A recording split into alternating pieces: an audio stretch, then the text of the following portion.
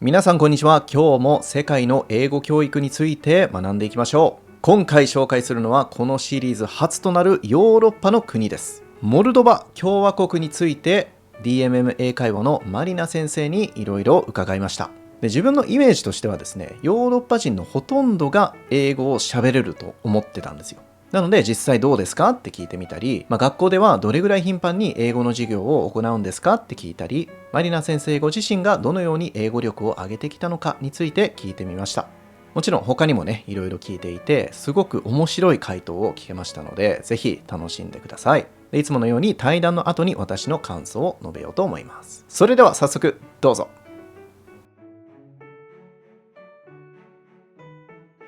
So, Marina, can you please give us a brief self-introduction?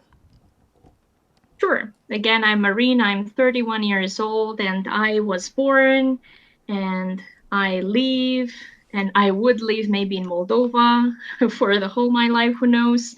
Then Moldova, actually, it's a pretty small country that is located in East European part.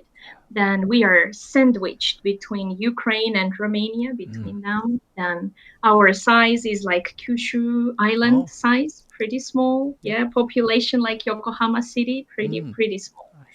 Then, yeah, I'm an English translator. It's my major. Then I graduated university as an English translator, and I had a wonderful chance to practice as a volunteer to help foreigners here in Moldova because people unfortunately don't speak English here. I mean, maybe 0.3% only. That's why I had wonderful chance to practice my speaking skills with those great people, great guests of my country. And in my free time, I'm pretty lazy, to be sincere. I like doing nothing, sometimes playing badminton, and that's all about me. Thank you so much, Anne. Okay, great. Thank you for that. So it was interesting. You said that so people in Moldova don't speak English that much. Is that right? Yeah, that's true. That's Okay. true. That's weak. So sorry. Weak part. You mentioned a percentage. Did you say 0.3%? Did you say or? I think so. I think so. Really? Actually, it's just my personal feeling. I'm not sure the reality, but the population is only 3 million. Okay. That's why not so many people speak. Yes, yes, in comparison. Okay. So I did a bit of research and I found out that the official language is Romanian. Is that right? Yeah, Oh, it that's is. right. That's Okay. right. All right. So Yes. okay. And so at what age do most people start learning English at school? Since elementary school, usually. Oh, okay. And how is it taught? Like, do you begin with grammar or is it pronunciation? What's it like? Sure. ABCs, of course, we begin with that. But to be sincere, we should back to the history because history influenced my country so much. Then we belonged to the Soviet Union until 1991. Right. That's why this Sovietic education influenced, and we've been not so good at English. I mean, English education at school. At the same time, probably it's not so good because we are not focused on it. We study Romanian, we study Russian, we study Italian, Turkish, French, German, and so on. Right. Usually at least 3 or 4 languages at school since elementary school. That's Okay. pretty normal because we need to communicate to neighboring countries so much. Okay. So so compared to English, so languages like Russian, German, French, they have a higher priority. Russian has higher priority, and then English number 2. Yes. Okay, wow, that is amazing. So, yeah, my image of like European people in general is that they're able to speak many different languages. So how many languages can you speak like quite fluently yourself? Only 3. Only 3. Only. That's a lot. No. No, thank you. Okay. Thank you. So that's Yeah. English, Romanian, and what's the third one? And Russian. And Russian. And Russian. Okay, Yes, wow. yes. And obviously, those who can speak Russian, they can understand easily Ukrainian. And those who can speak Romanian, they can easily understand Italian.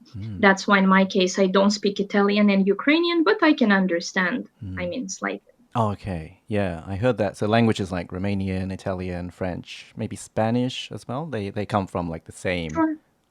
Latin Sure, language, I everything. think. Yeah, from Romance group. That's Yeah. true. That's true. Okay. All right. So just going back to English education at school. So Sure. from elementary school. So from the very first year of elementary school, do you start learning English? Yes. And how often do you have those English classes at elementary school? It's like once a week or? No, much more often. From 2 to 3 times a week, definitely. 2 to 3 times. Okay. So yeah, that's probably more than in Japan because actually I'm not completely sure how they teach English at the moment in elementary school, but I do get the impression that in grade 3 and 4 they're kind of only learning the language as like a fun thing to do.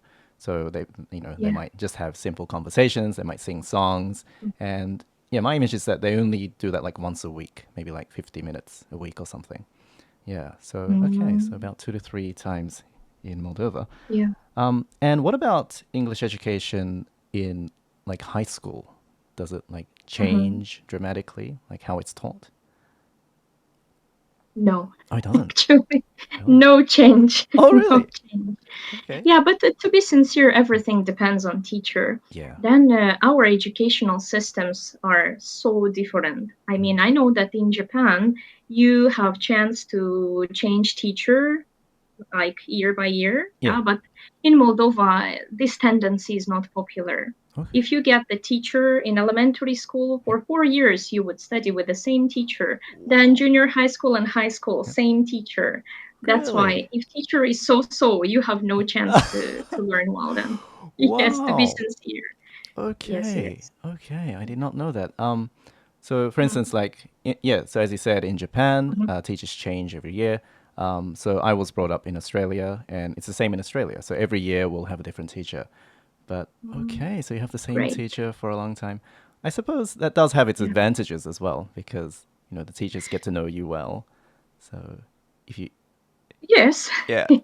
If you have a good teacher is good again, Yes, if yes. you have connection between you and teacher, if teacher has nice accent, pretty great lesson flow, then perfect.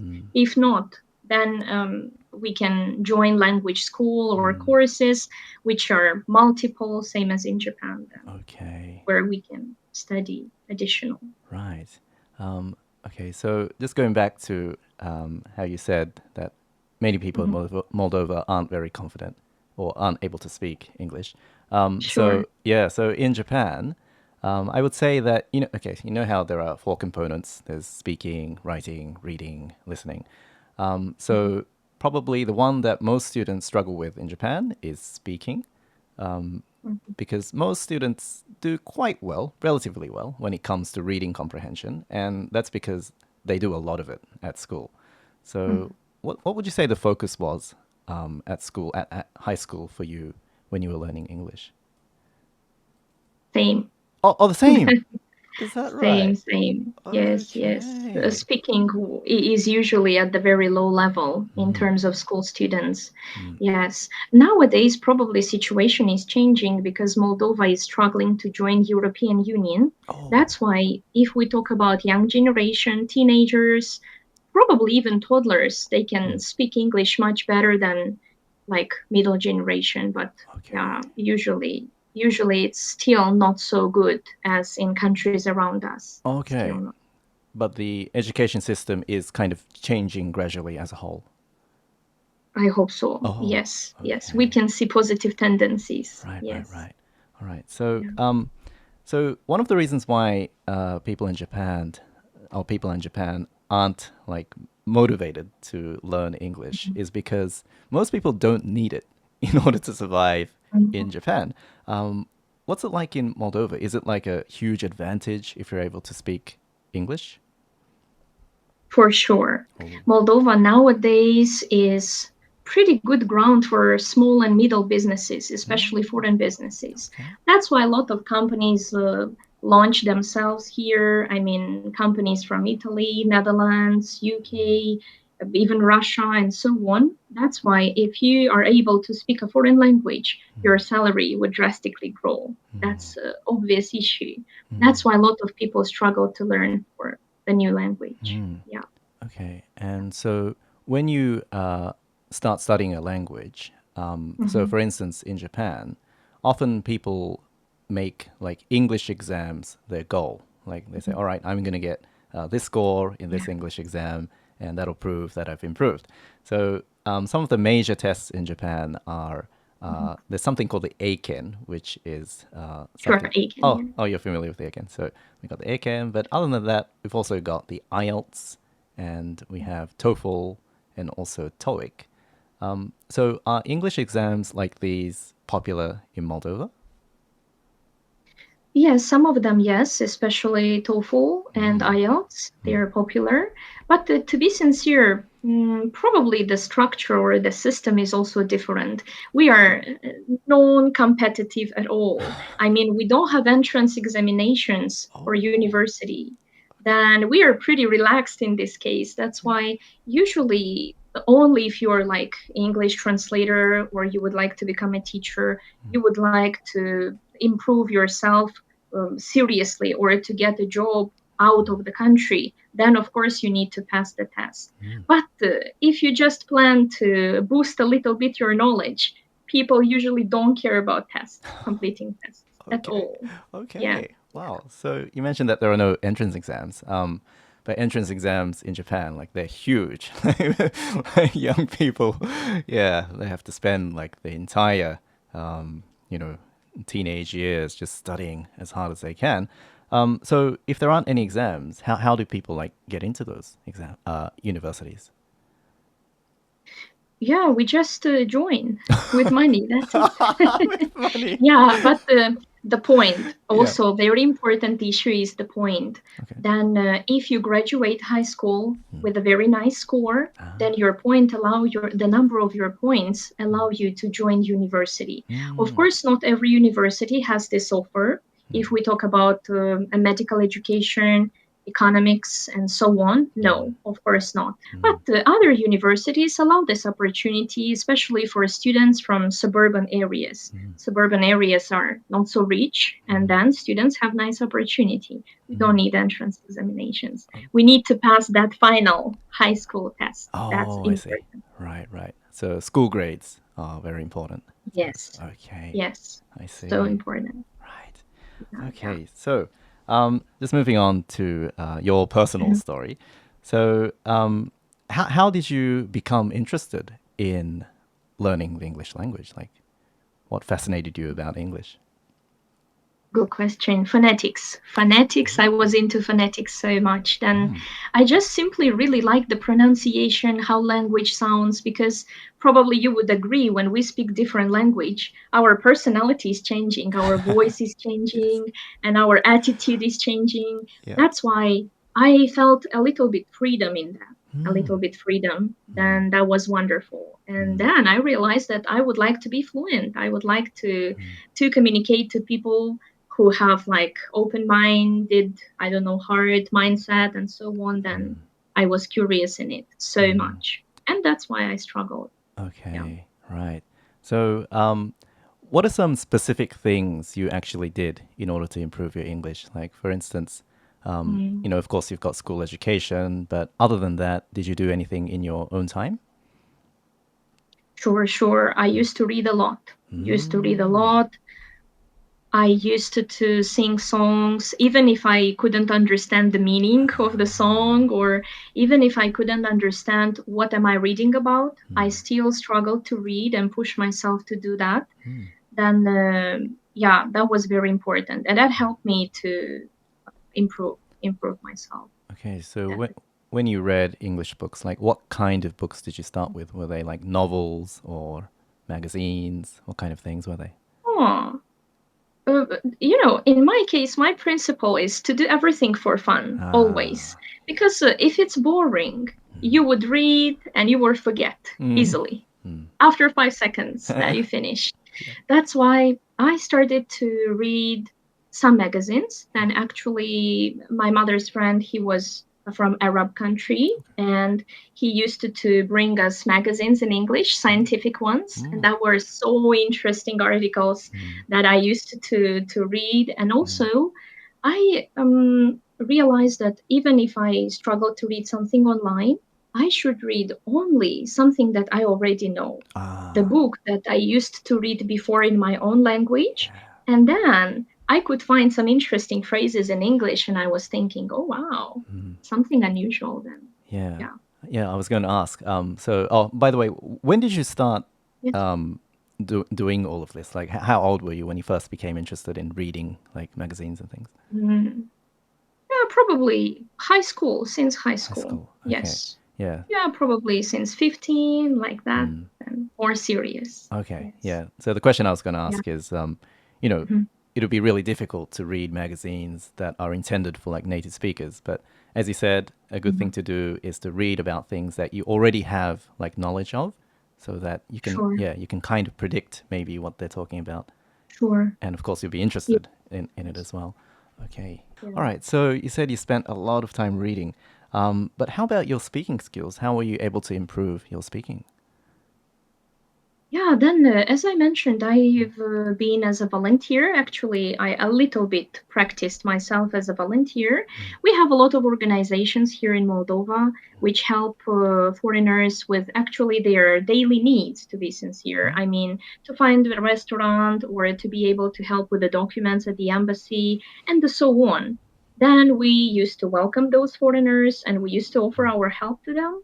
And then step by step, yeah, it helped me to a little bit open myself, feeling relaxed and so on. Because, yeah, after graduation university, I felt myself extremely nervous about speaking. You know, you feel yourself like a dog. You understand everything, but you cannot speak at all. You cannot say any kind of word. That's crazy. Right. Yeah, that's crazy. But then I realized that usually we are afraid that the native speaker would judge us. But actually, usually our neighbors judge us, not foreigners. Usually they don't judge at all because they say, oh my God, you speak 3 languages. Thank you for speaking English. Thank you for struggling because I can speak only English. Thank you for your efforts to me. And usually they encourage so much. That's why we should not be afraid of speaking to natives at all because they don't judge. Oh, Yeah, never. that is such an important point, because I think one of the reasons why people in Japan feel nervous about speaking is because the Japanese people around them, they're worried about what other Japanese people think of their English. Like, they're worried that, someone might point out that they made a grammar mistake or the pronunciation is not good. And so, that might be one of the reasons why people in Japan aren't confident when it comes to speaking English, is because, they're kind of not necessarily criticized, but they're always worried about what other Japanese people Sure. think of their English. But yeah, as you said, when we speak to native speakers of English, yeah, they're happy that, we're putting in an effort to learn their language in order to communicate. Right. Yeah. Yeah, Okay. yeah. I think we all are same in this very case. In our fears, we all are same. Doesn't matter what kind of nationality we have.